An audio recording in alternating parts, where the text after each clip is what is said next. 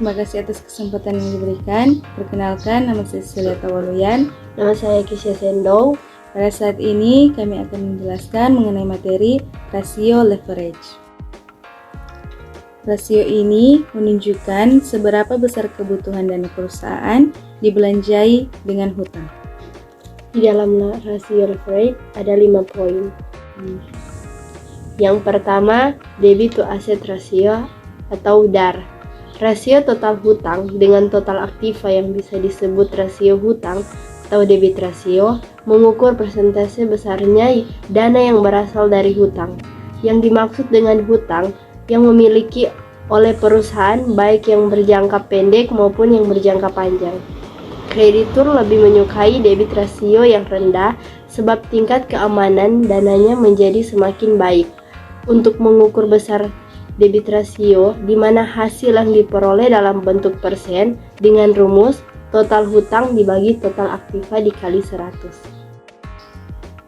Sebagai contoh, kami mengambil perusahaan PT Ramayana Lestari Sentosa Tbk di 1 tahun terakhir, yaitu total hutang berjumlah Rp993.096 dibagi dengan total aktiva berjumlah Rp3.755.793 dikali dengan 100% mendapat hasil yaitu 0,26%. Dan poin yang kedua, debt to equity ratio atau bisa disebut DER. Rasio hutang dengan modal sendiri atau debt to equity ratio merupakan imbangan antara hutang yang dimiliki perusahaan dengan modal sendiri. Semakin tinggi rasio ini berarti modal sendiri semakin sedikit dibanding dengan hutang. Bagi perusahaan sebaiknya besarnya hutang tidak boleh melebihi modal sendiri agar badan tetapnya tidak terlalu tinggi. Untuk pendekatan konservatif besarnya hutang memaksimal sama dengan modal sendiri. Artinya debt to equity maksimal 100%, rumus total hutang dibagi modal dikali 100.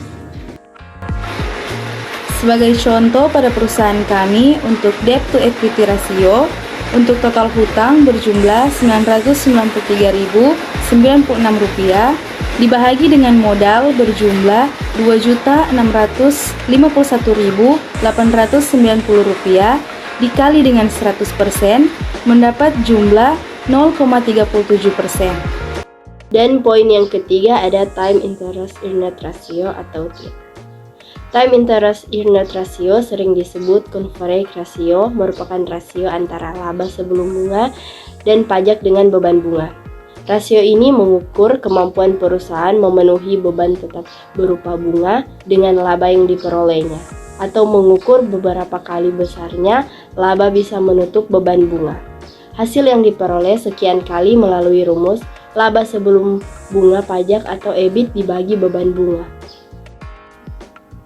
Sebagai contoh pada perusahaan kami untuk time interest earned ratio untuk EBIT berjumlah Rp399.271 dan dibagi dengan biaya bunga berjumlah Rp31.908 dan mendapat hasil 12,51.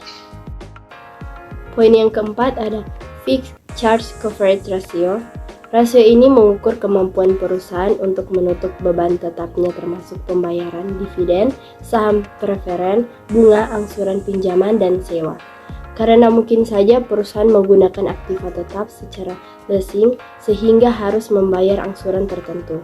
Hasil yang diperoleh dalam bentuk sekian kali. Cara menghitung rasio ini menggunakan rumus EBIT ditambah bunga ditambah angsuran lease, kemudian dibagi dengan bunga ditambah angsuran lease.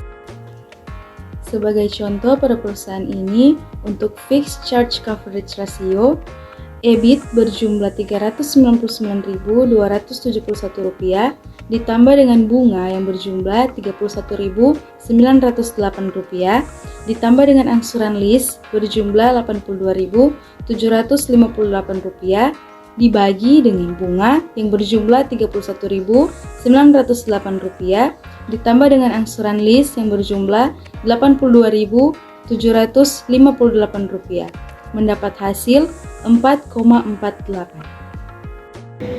Poin yang kelima ada Debt Service Ratio. Debt Service Ratio merupakan kemampuan perusahaan dalam memenuhi beban tetapnya, termasuk angsuran pokok pinjaman, hasil dalam bentuk sekian kali dengan rumus laba sebelum bunga dan pajak dibagi dengan bunga, ditambah biaya sewa, ditambah angsuran pokok pinjam. Angsuran pokok pinjam ini dibagi dengan 1 dikurang dengan tarif pajak. Tarif pajak didapat dari pajak penghasilan dibagi EBIT dikali 100%.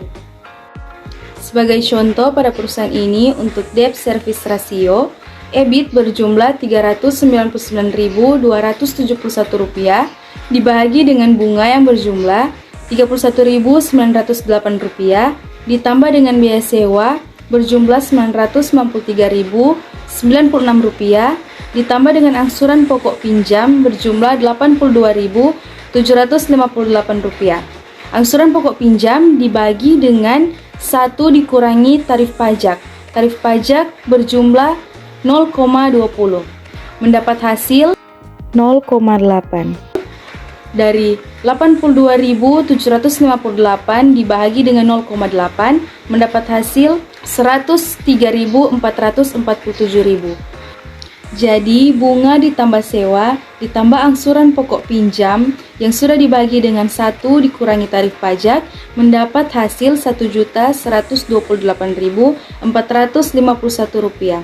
Jadi EBIT berjumlah Rp399.271 dibagi dengan hasil yang tadi yaitu Rp1.128.451 mendapat hasil 0,35 kali. Demikian penjelasan kami mengenai leverage ratio dengan contoh yang diambil dari PT Ramayana Lestari Sentosa Tbk. Terima kasih.